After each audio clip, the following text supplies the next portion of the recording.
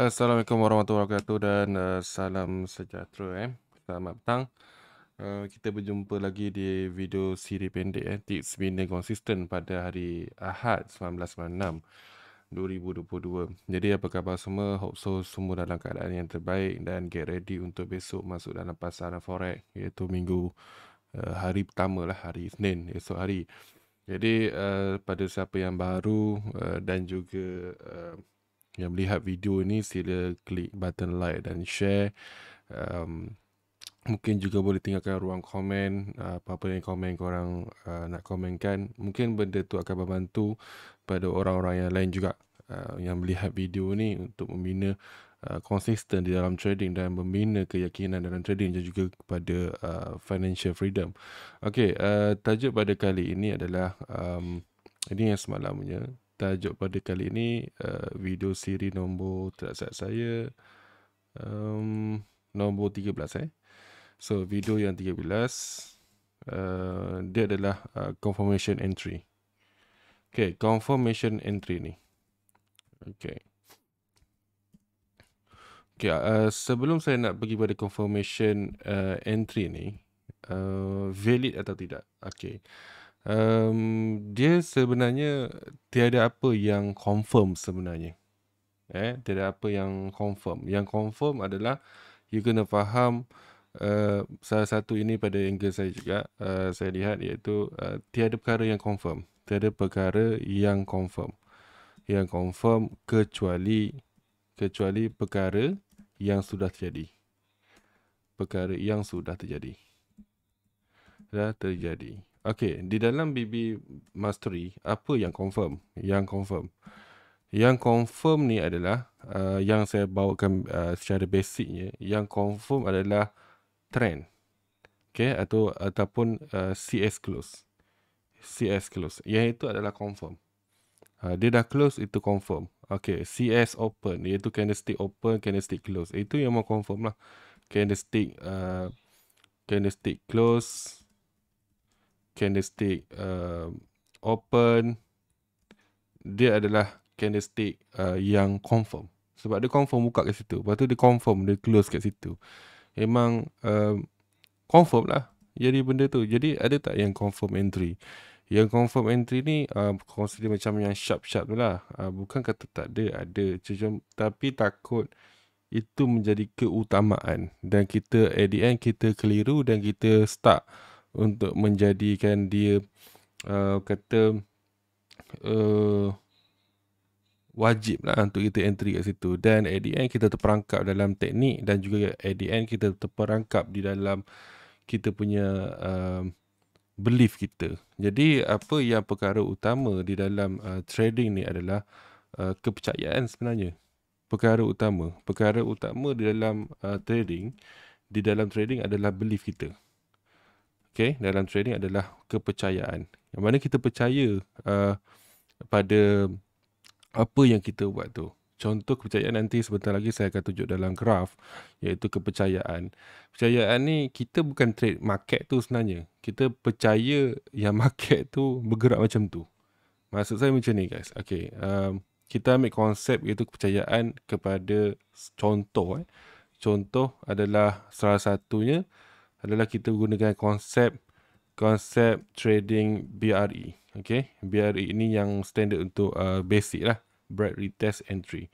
Jadi yang ini kita ambilkan dia sebagai konsep BRE yang untuk orang yang baru lah. Okay, yang dah lama tu mungkin juga ada konsep yang lain. Cuma kita nak tekankan ialah confirmation dia adalah yang ni lah sebenarnya. Okay, dan confirmation dia adalah kita believe, percaya benda tu akan berlaku dan dia wujud lah kat situ guys. Okay, kita lihat pada kita punya graf kan. Sebab dulu saya menghadapi perkara yang sama juga macam you all. Okay. So, katalah you nak gunakan BRE tu kat time frame mana. Okay. Seperti yang kita maklumkan, you lebih prefer guna di time frame H4 dan ke atas. Jadi, kalau you perasan kan, okay, BRE ni, break retest entry. Okay, kita lihat pada kanan ke kiri. Kanan ke kiri, yang mana yang mewakili trend? Okay, yang ini bukan trend, ini bukan trend, ini bukan trend, ini bukan trend, ini bukan trend, ini bukan trend, ini adalah trend. So, yang trend ni adalah yang ini. Okey. Yang trend ni, dia adalah mewakili dia sebagai adalah CCU. Sebab dia close price. Dia ada ciri-ciri dalam BB Mastery lah. BB Mastery ni ada CT dan CC. So, ini adalah CCU. Signal lah. Dia sebagai signal. Dia adalah BRE. Dia dah break. Break, retest. Mana retest ni adalah konsep dia adalah break.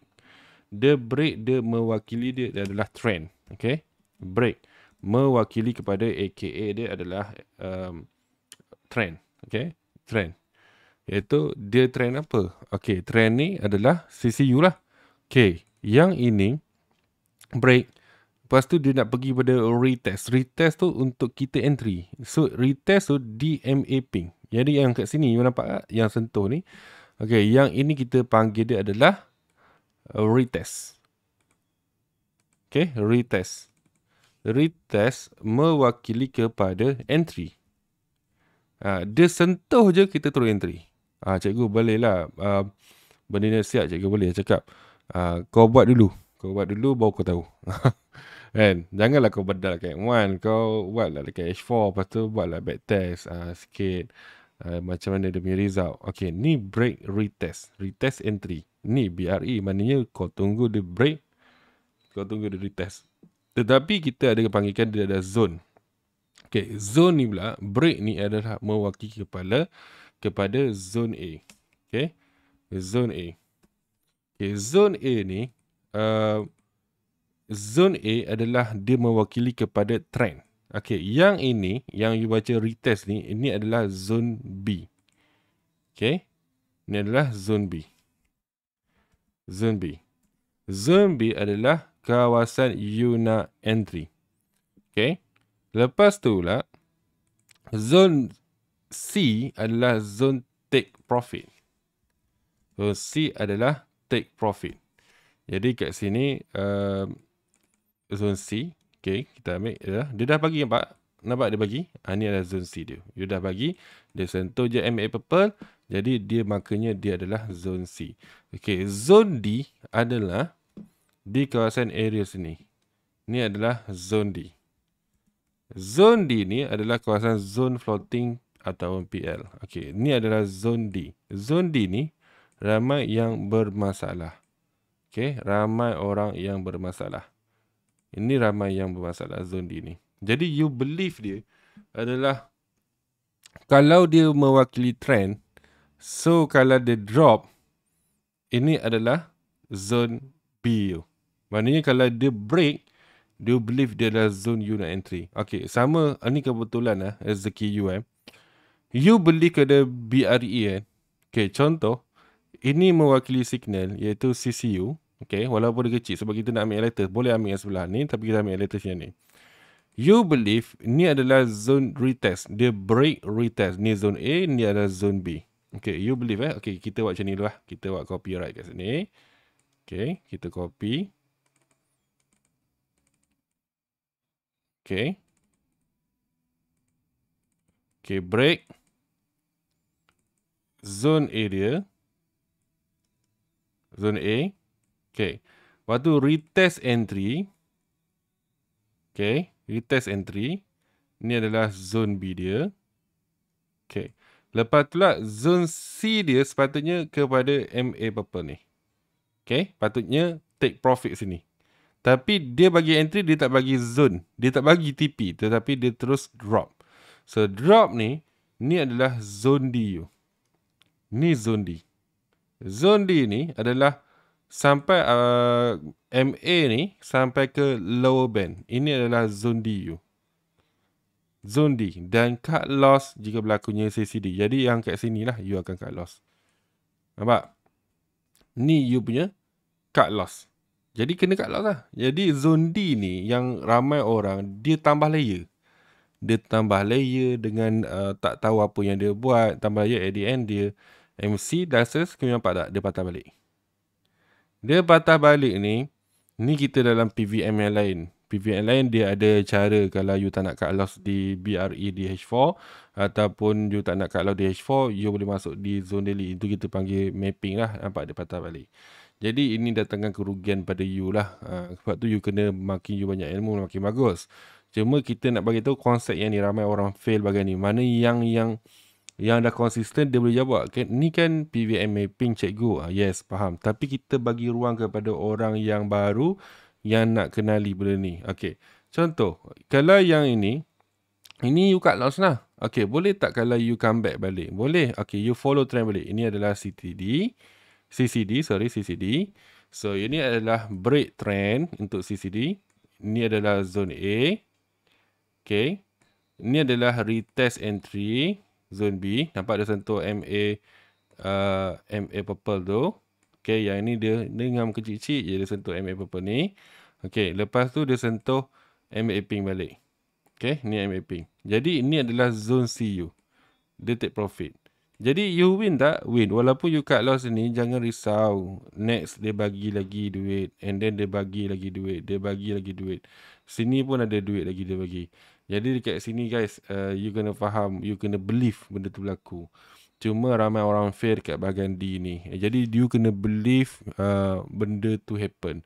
Jadi untuk yang segala detail ni nanti saya akan bagi tahu cara dia. InsyaAllah besok kita dah start kelas dalam sesi kelas back to basic lah.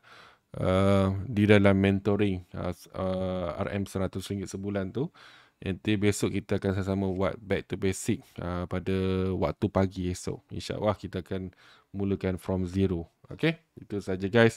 Hope so you faham lah confirmation tu. Confirmation ni yang break lah. Dan perkara yang paling best sekali ialah kepercayaan you. Okay, confirm short entry ada syllabus tu. Tapi tak semua orang boleh boleh mengawal dan boleh memahaminya. Bukan kita tak ada subjek tu, bukan kita tak ada subjek sharp entry kita, bukan kita tak ada subjek yang confirmnya. Ada. Cuma adakah itu menjadi keutamaan? Takut kalau diceritakan, takut menjadi orang tu menjadikan dia keutamaan. Sebab kenapa? Trend pun tak kenal, macam mana kau nak cari sharp entry? Itu je saya nak bagi tahu. Kalau trend pun tak kenal, macam mana nak pergi sharp entry? Kalau pengurusan kawalan risiko pun tak pandai, macam mana you nak pergi ke sharp entry?